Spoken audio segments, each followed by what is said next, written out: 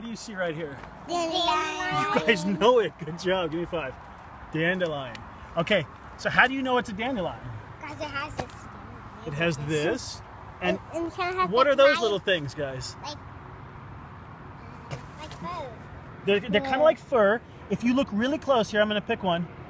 If you look really close, it's got the little furry stuff here. Yeah. And what's that? Seed? It's a seed. Exactly. This is the dandelion seed, and the whole thing, like many people have seen, there's the big seed head. And so this, of course, is where the flower was that went to seed. And it's got the leaves with big teeth on there. Now, you boys, your dad says you're just learning Spanish. Oh, here's a flower bud right here, and you can see a little bit of yellow. It's growing. It's growing, that's right. It's yellow. So this plant was actually named after the teeth in here. Dandelion is a take on the French word dent de lion, which is teeth of lion. It's amarillo. And can you guys imagine? A lion's tooth is kind of like the teeth on that leaf. That's why it's called dandelion. Now this is an amazing, amazing plant.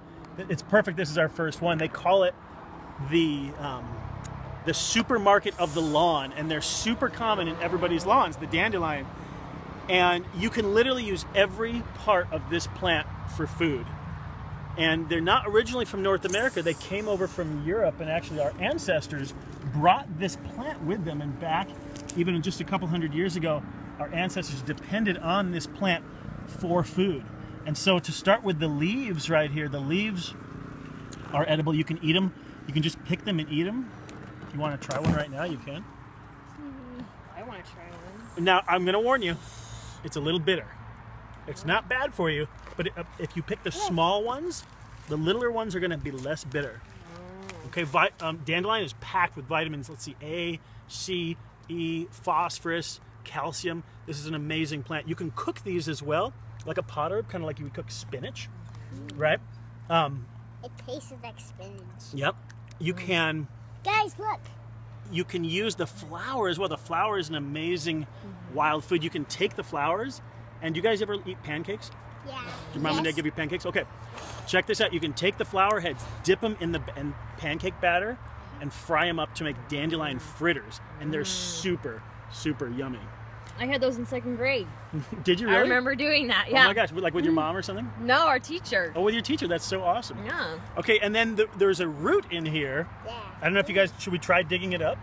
Sure. Yeah. Should we try it? Okay, I need you guys, can you guys find 2 kind of like strong sticks, but not too big?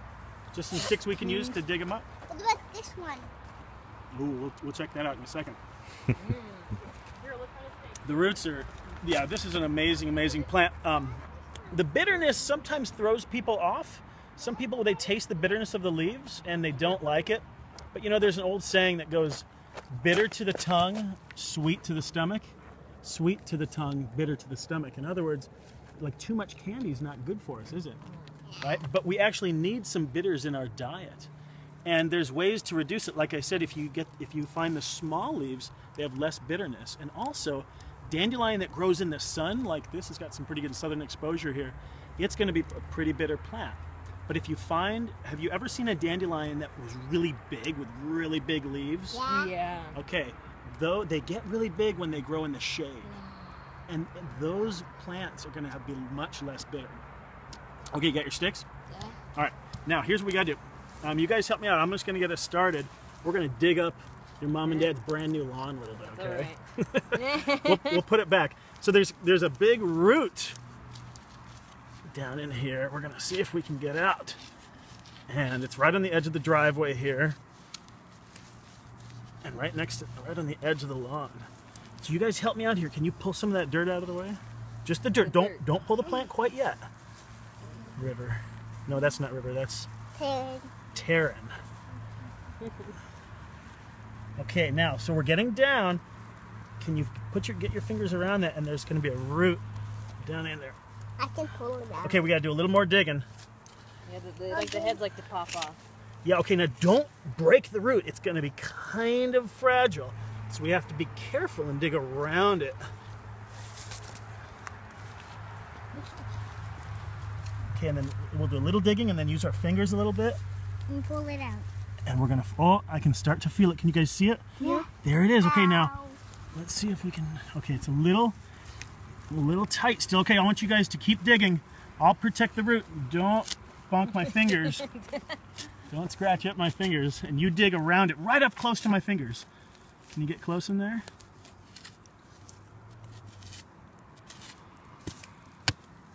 You're doing good. Keep going. Can you get it really close to my fingers? There you go. There you go, buddy. Okay, I'll give it a break for just a second. I'm a professional dandelion puller. Oh, yeah. I did our whole front yard. Did you? Yeah. Okay, can I try? Because I didn't want to fertilize it. Yeah. Well, and that brings up a good point, which is so many people are way anti-dandelion in our world today. And we've got this kind of crazy quest for the perfect lawn, right? People want like an AstroTurf lawn. They want a lawn that only has grass and nothing else. And for some reason... What about flowers? I know. What about flowers? Like dandelion. yellow dandelion flowers. Well, for some reason, people have this idea that, you know, it's bad to have other species in their lawn. And I understand, you know, it's not as soft and stuff. But why do dandelions grow in people's yards? They grow there because, like all natural systems, a yard is actually an ecosystem. And the dandelion is doing what any other species would do, which is growing in its ecological niche. Every plant has a place, just like every person has a place. And the dandelion is coming in to balance the yard out, ecologically speaking. Okay, here we go. We lost the bottom of it, but that's okay. Here's those roots. Now this has got a double. Look at this, guys. All right. And here's our Legs. whole plant. Okay, it's kind of like you guys. This has got twin roots. Okay, now this root is amazing. For any coffee drinkers out there, this root makes an amazing coffee substitute. So what you can do is gather up these roots and you cut it right here, and then you wash them off and clean them off really good. And from there you do a slow roast in the oven, like the lowest setting on your oven. And even with the door open, and do a slow roast until it's roasted all the way through, chop it up, and then use it as a coffee substitute. Cool. And instead of having all the negative impacts of caffeine and everything, it's going to have a big, healthy impact. What's that white stuff inside it? Okay, can you see that little white stuff? Getting milky. It's got the little milky sap in there. Yeah. So all parts of the plant are edible. It's really cool. So you can do the coffee substitute with the root. The leaves you can use again as a salad green or a pot herb, and the flower heads you can dip them in that batter and make amazing dandelion fritters. Or you can even take the little yellow petals and just sprinkle them on top of your salad. Really, really cool. Should we hold on to this one? Yeah. Okay, do you want to hold it, River?